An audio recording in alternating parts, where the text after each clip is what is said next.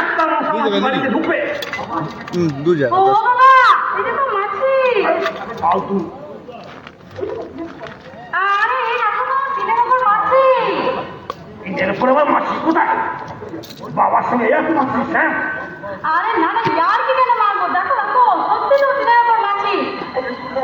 এই দেখো দেখো, একটু তেল পড়ে আছে, ওখানে এক ঝাঁক মাছি বসেছে।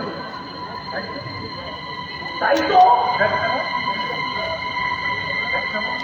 হালকা দাও নুন একটা না? আরে এক ঝাঁক। হালকা হালকা হালকা লঙ্কা করে দিও না, কাঁচা দাও কাঁচা দাও। আচ্ছা, এটা কি করে হলো বলো তো? মাথা দেখি। থামা।